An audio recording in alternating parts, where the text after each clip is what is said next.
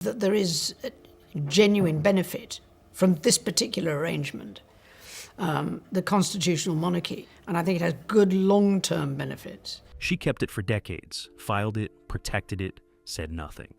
Then something changed inside the palace, and Anne decided the silence was over. What is in that file could reshape the future of the British monarchy forever. The woman who never forgot to understand what Anne did. You first have to understand who Anne is. Not the public version, not the hard-working princess who turns up to more engagements than almost any other royal and never complains about it. Not the equestrian champion or the no-nonsense daughter who famously told a kidnapper to get lost in 1974 and meant every word of it. That version of Anne is real, but it is the surface version. The version that matters for this story lives underneath. Anne is, by every account of people who have worked closely with the royal family over decades, the keeper. The one who remembers. The one who files things away. Not always literally, but always mentally, with a precision that the rest of the family either lacks or chooses not to exercise. She has a memory for detail that people who have sat in rooms with her describe as almost uncomfortable. She does not forget what was said. She does not forget what was done. And she does not forget what was promised and then quietly abandoned when it became inconvenient. That quality has defined her relationship with the institution her entire life. She was born in August 1950, the second child of Queen Elizabeth II and Prince Philip. She grew up in the specific atmosphere of a family where duty was not a value that was taught. It was oxygen. It was simply the medium through which everything moved. You did not discuss whether you would serve. You served. You did not ask what the institution needed from you. You watched, you learned, and you gave it. Anne absorbed that completely. More completely, many would argue, than any of her siblings. Charles carried the weight of succession and all the complexity that came with it. Andrew had his disasters. Edward found his own complicated path through the margins of royal life. But Anne simply worked, quietly, consistently, without the drama that attached itself to the others. She became, over time, the most trusted of the Queen's children in a specific and important sense. Not trusted with affection, though that was real. Trusted with truth. The late Queen told Anne things she did not tell the others. Sources who were close to the royal household during the final decades of Elizabeth's reign are consistent on this point. When the Queen needed to think something through out loud, when she needed a response that was honest rather than managed, Anne was the one she called. Not because Anne was warm in the conventional sense. Anne is not particularly warm, but because Anne would tell her the truth without packaging it to protect anyone's feelings, including her own.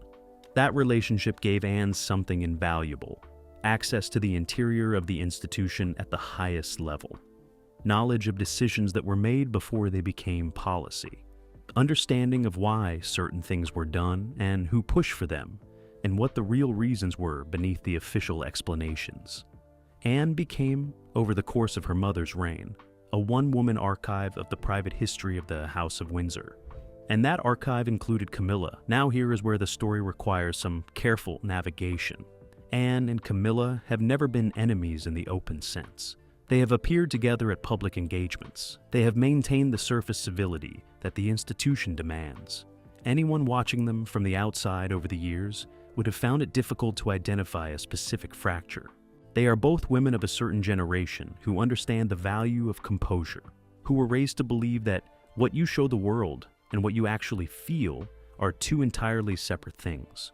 But underneath that civility, sources describe something much more complicated. Anne watched the Camilla situation unfold from the beginning. From the 1970s, when Camilla was a young woman in Charles's life before Diana, through the marriage, through the years of the affair, through Diana's pain, which Anne witnessed at closer range than most people outside the immediate family understood, through the divorce, through Diana's death, and then through the slow, careful, meticulously managed rehabilitation of Camilla from the most unpopular woman in Britain into the Queen Consort. Anne watched all of it, and she remembered all of it. The question that this story is really asking is not whether Anne had material that could damage Camilla.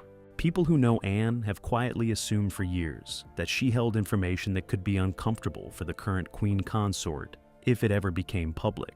The question is why now? What changed? What crossed a line that Anne had been standing behind for decades?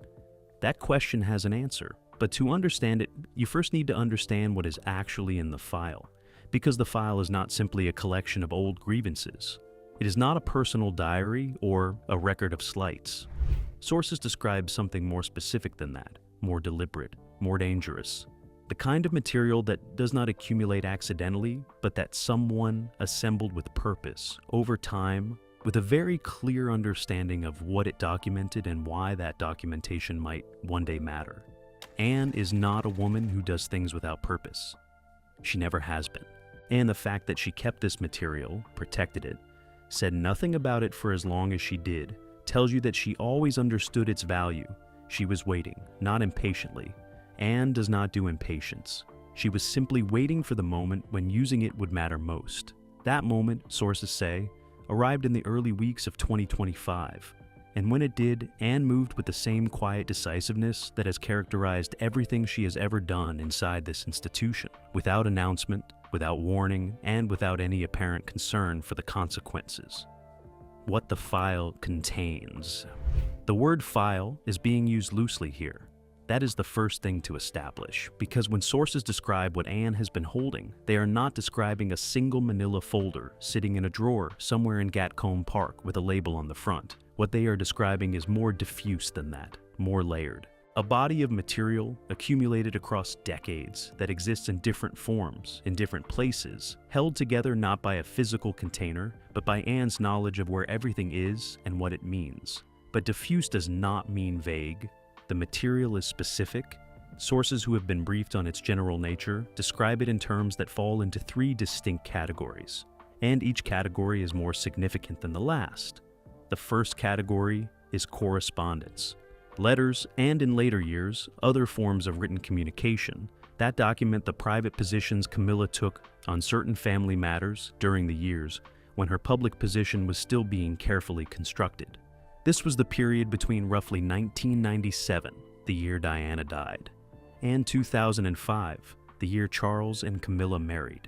The years when Camilla was being transitioned, slowly and deliberately, from a figure the public associated with the destruction of a fairy tale marriage into someone the institution could eventually present as a legitimate royal consort. During those years, Camilla communicated privately with a number of people inside and outside the palace. Some of those communications, according to sources, contain positions that are in direct and striking contradiction to the image that was being constructed for public consumption at the same time. The carefully managed appearances, the gradual introduction to public life, the impression of a woman who understood the sensitivity of her position and was approaching it with humility and deference. What the correspondence allegedly shows is something different. Not a monster, not a cartoon villain, but a woman who was, in private, considerably more strategic and considerably more focused on securing her own position than the public rehabilitation narrative suggested. A woman who had views about certain members of the family, about their roles, about their futures, that would sit very uncomfortably against everything she said in interviews during that period. Now, here's the detail that makes this category particularly sensitive.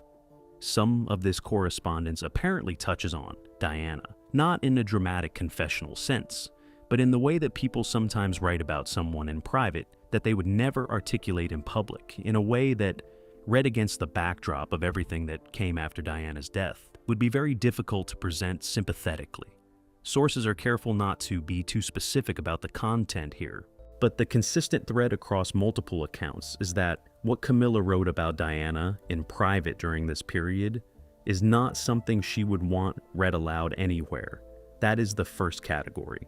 The second category is witness accounts. Anne was present at a number of private family gatherings and internal discussions during the 1980s and 1990s, where the Camilla situation was discussed at the highest level, where decisions were made about how to handle the affair, how to manage the public narrative around the marriage, and later, after Diana's death, how to manage the question of Camilla's future within the family.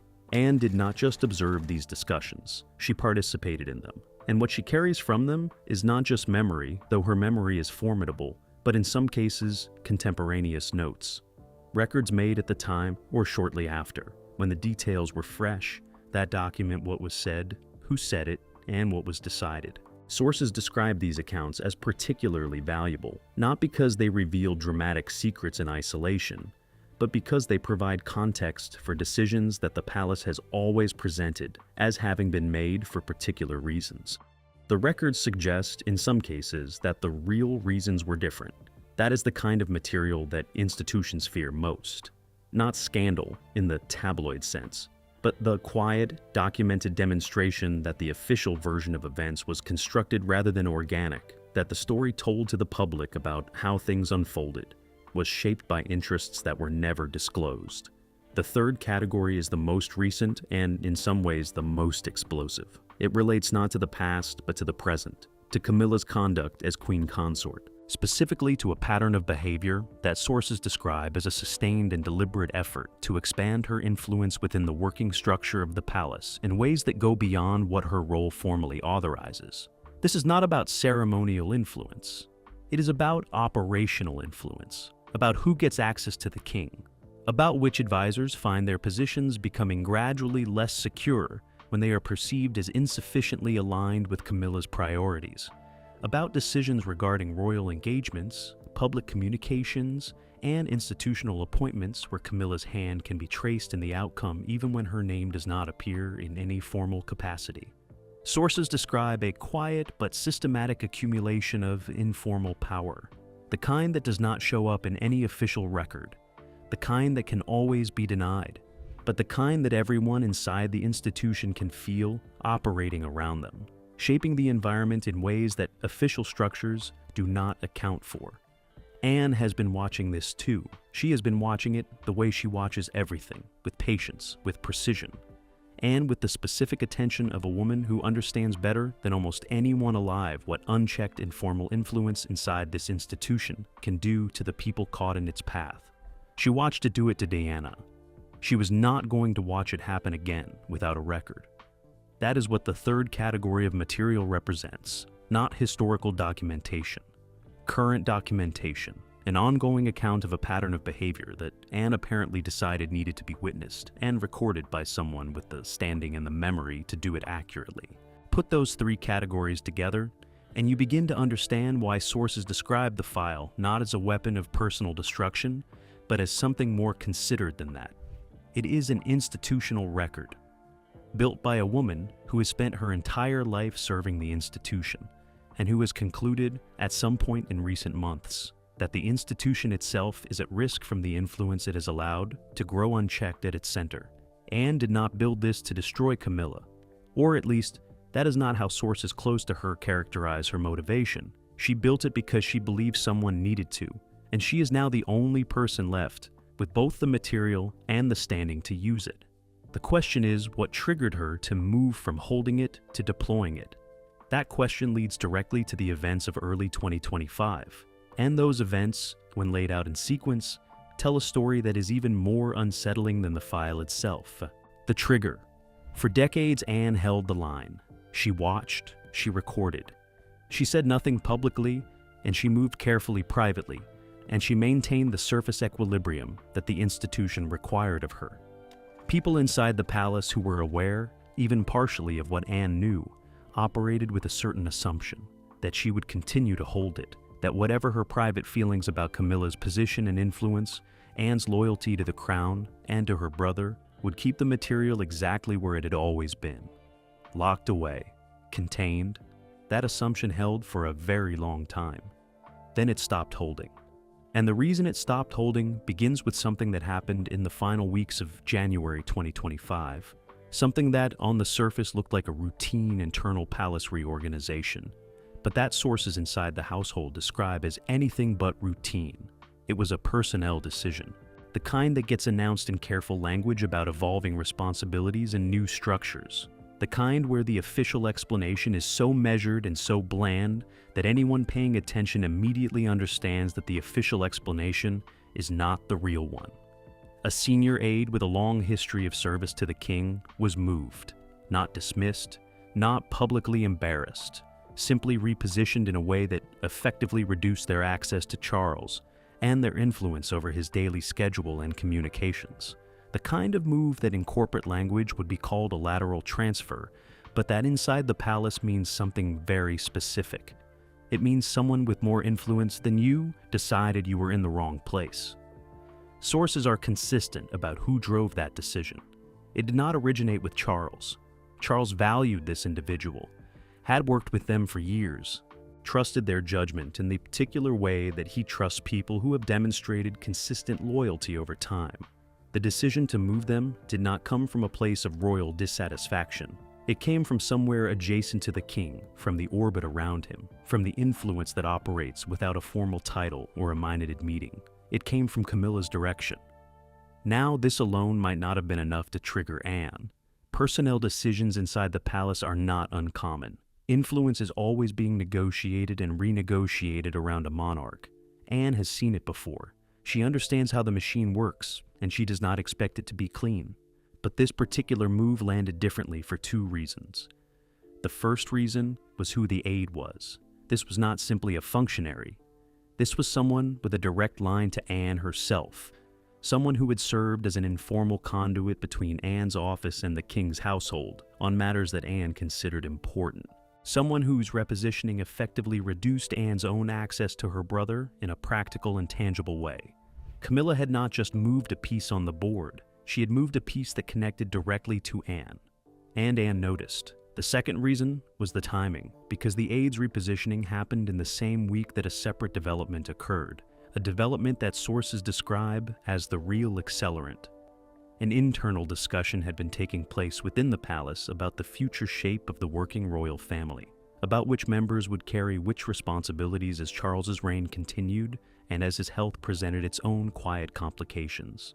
In that discussion, according to sources, Camilla had been actively promoting a particular vision, a vision in which her own role expanded, in which she moved from the ceremonial adjacency of queen consort into something with more operational substance, in which her office had formal input into decisions that had previously been made without her involvement, in which, in short, Camilla became not just the king's wife, but something closer to a co-architect of the crown's direction. Sources describe Anne's reaction to learning the details of this vision. They use words like fury, not the hot, visible fury of someone who has lost control. Anne does not lose control, but the cold, contained fury of a woman who has spent her entire life subordinating her own preferences to the needs of the institution, and who has now watched someone else attempt to reshape that institution from the inside for personal advantage. Anne made a decision in the first week of February 2025. She was going to act, but Anne does not act carelessly. She does not pick up a phone and make threats. She does not leak things to newspapers or brief journalists over lunch. That is not her methodology, and it never has been. When Anne moves, she moves through channels that carry weight, internal channels that the institution itself is forced to take seriously because the person using them cannot be dismissed or managed or repositioned the way a junior aide can be. The first step she took was a conversation with a small number of people she trusted absolutely, not to seek permission. Anne does not seek permission, but to ensure that what she was about to do was understood by at least a few people who mattered. People who could bear witness to the fact that her actions were deliberate, considered, and rooted in institutional concern rather than personal vendetta. She was very specific about that framing. Sources who were part of these early conversations describe Anne being almost lawyerly in the way she presented her concerns. She was not speaking about Camilla as a person she disliked. She was speaking about a pattern of conduct that she believed represented a genuine risk to the stability of the institution. She separated the personal from the structural with a precision that people in those conversations found both impressive and slightly unnerving. She then did something that nobody outside her immediate circle expected. She requested a formal conversation with the king's private secretary, not with Charles directly. That is significant. Going directly to Charles would have been emotional. It would have been about the relationship between a brother and sister and all the complicated history that lives inside that relationship. Anne did not want it to be about that. She wanted it to be institutional. She wanted it on the record. She wanted the conversation to happen in a context where it could not later be characterized as a sibling grievance or a personal complaint. She went through the formal channel deliberately, and she brought material with her. Almost. Not everything. Sources are clear that Anne did not lay the entire contents of what she had been holding on a table in one move. That is not how she operates. She presented enough. Enough to establish that what she was raising was not speculation or impression, but documented concern. Enough to make clear that she had been watching and recording for a very long time. Enough to communicate, without saying it directly, that there was significantly more where this came from. The private secretary, by all accounts, was shaken. Not because the information was entirely surprising. People at that level inside the palace do not surprise easily, but because of the source. Because Anne, of all people, had broken the silence she had maintained for decades. Because if Anne was moving, something had shifted at a level that could not be ignored. Word reached Charles within 48 hours, not through Anne directly. Through the private secretary who had just sat across from the king's sister and understood with complete clarity that what had just been placed in front of them was not a complaint. It was a warning, and the clock, from that moment forward, had started running. Camilla's exposure. Camilla has survived everything. She survived being the other woman during the most scrutinized marriage in modern history. She survived Diana's Panorama interview in 1995. She survived Diana's death and the years of hostile public grief that followed. She survived the rehabilitation, the wedding in 2005, and the decades of public appearances measured against a ghost nobody could compete with. She came out the other side as Queen Consort, with the late Queen's formal endorsement, with public acceptance that had been impossible to imagine 20 years earlier. By every measure, Camilla had won. That is the edifice. And the more carefully something is constructed, the more vulnerable it is to the right documentation. Anne has that documentation. The first layer sits in correspondence from between 1997 and 2005. Those communications show a woman running a far more deliberate campaign to secure her future than the public narrative of patient, humble, quiet presence ever suggested. The rehabilitation positioned Camilla as someone who respected the public's grief, who was not pushing for anything, just waiting quietly. The correspondence tells a different story. Sources describe communications in which Camilla was actively engaged in her own positioning, expressing private impatience that never appeared in public, making assessments of people inside the royal family that were pointed and strategic in ways that contradict everything the managed image was designed to project. And then there is the material about Diana. Sources stay careful about specifics. But the consistent thread is that what Camilla wrote about Diana during those years reflects a private attitude completely incompatible with the public grace she has always performed on the subject. Diana is not a neutral figure in Britain. She remains, nearly 3 decades after her death, a figure of genuine public devotion. Material showing Camilla speaking about Diana in ways that contradict that carefully performed deference would not land quietly. It would land like a demolition charge. The second layer is more dangerous because it is not about the past. It is about now. The pattern Anne has been documenting, the quiet accumulation of influence, the repositioning of personnel, the informal control of access to the king, directly challenges the constitutional definition of what a queen consort is. A queen consort is not a co-monarch. Anne has framed her material within that constitutional context deliberately, not as personal grievance, as institutional concern, and that framing makes it impossible to dismiss as a family argument between 2 women with complicated history. You cannot easily dismiss a formally presented, documented concern from the king's sister, who has served the crown for over 50 years without scandal. Camilla has survived everything thrown at her from the outside. What she has never faced is something coming from inside, from family, from someone with both the standing and the evidence to make it matter. That is what makes this different from everything that came before. Charles in the middle. When word reached Charles, he did not react immediately. That detail is consistent across every account from people familiar with his response. He received the information, absorbed it, and went quiet in the specific way that those who know him well recognize as the precursor to a very difficult internal process. Not denial, not anger. Just the particular stillness of a man who has been handed something he does not know how to put down. Charles loves Camilla. That is not a complicated statement, and it should not be treated as one. Whatever the history, whatever the damage done along the way, the relationship between Charles and Camilla is genuine, and it is deep, and it has survived pressures that would have destroyed most people. He chose her when choosing her cost him enormously. He waited for her. He built his second chapter around her. She is not a political arrangement or an institutional convenience. She is the person he chose. And now his sister was sitting across from his private secretary with documentation that threatened everything Camilla had spent decades building. Sources describe Charles as being pulled in 3 directions simultaneously. The first direction was loyalty to Camilla. His instinct, immediate and powerful, was protective. Whatever Anne had assembled, whatever it showed, Camilla was his wife, and the institution had formally endorsed her position. His late mother had endorsed her position.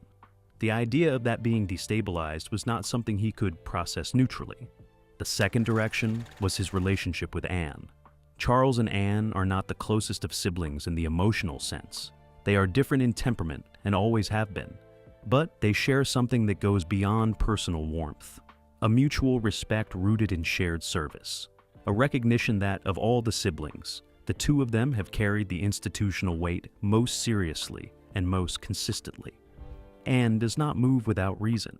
Charles knows that, which means that whatever she has brought forward cannot be dismissed simply because it is inconvenient. He cannot treat his sister the way the institution treats inconvenient outsiders. Anne is not an outsider. She is the opposite of an outsider, and her decision to go through formal channels rather than coming to him directly was itself a message that he understood completely. She was not asking for a family conversation. She was making an institutional record. The third direction was the crown itself. Charles is not just a husband and a brother. He is the king, and the king cannot afford a destabilizing internal conflict at a moment when the monarchy is already navigating his own health challenges, the ongoing hairy situation, and a public environment that is less forgiving of royal dysfunction than it once was. Sources say Charles reached out to both women privately within days of being briefed. What he said to each of them is not fully known. What is known is that neither conversation resolved anything. The clock is still running. What happens next? The palace's first instinct was containment. That is always the first instinct. It does not matter what the crisis is, or who is involved, or how serious the material is.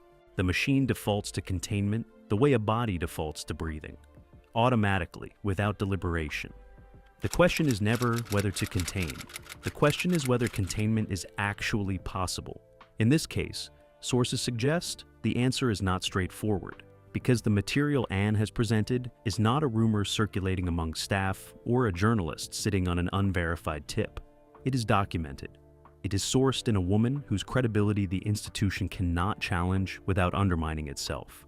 And it has already been formally received by the king's private secretary, which means it exists on an institutional record that cannot simply be made to disappear. The palace can manage the public narrative. It cannot unring this bell internally. Senior advisors were brought into the conversation in the second week of February 2025. Not a large group. 3, perhaps 4 individuals whose discretion was considered absolute. Their task was not to investigate the material or adjudicate its significance. Their task was to assess the damage and map the options. The options, sources say, were not encouraging. Dismissing Anne publicly was not possible. Repositioning her concerns as personal grievance was not credible, given her record and her method of delivery. Asking her to stand down required offering her something in return, and what Anne wanted wasn't a title or a role or a public acknowledgement. What she wanted was change. Structural, observable change in the way Camilla's influence operated within the palace. That demand placed the advisors in an impossible position, because delivering that change meant going to Camilla and telling her in effect that she had been seen, that the quiet accumulation of influence that she had perhaps convinced herself was invisible had been watched and documented by someone with the standing to make it consequential, that she needed to pull back, not publicly, not in a way that would generate questions, but genuinely and measurably. How Camilla received that message is not fully known. Sources describe her as composed in the way that someone is composed when they are working very hard at it. She did not concede the premise. She did not acknowledge the characterization of her conduct, But she also did not dismiss it with the confidence of someone who believes they hold all the cards, because she does not hold all the cards. Anne does. The deeper question running underneath all of this is what Anne's endgame actually is. Sources close to her resist the framing of endgame entirely. They describe a woman who is not operating with a destination in mind, but with a principle. The principle that the institution must not be shaped by unchecked private influence regardless of who is exercising it. Whether that principle produces a lasting change or simply generates a temporary recalibration that fades once the immediate pressure eases, nobody can say with certainty. What this moment reveals most clearly is the fault line that runs through the House of Windsor right now. A king who is navigating his own mortality while trying to hold his family together. A queen consort who climbed the longest road in royal history, only to find someone waiting at the top with a file. And a princess royal who has spent a lifetime saying nothing and has finally decided that silence is no longer a service to the crown. Anne has spoken. The institution is listening. What it does next will define this reign. Anne did not do this for attention. She never has. She did it because she has watched this institution absorb damage in silence for decades and decided that some things cannot be absorbed anymore. The file exists. The record is made. And whatever the palace decides to do next, the silence that protected Camilla for 30 years is finally irreversibly broken.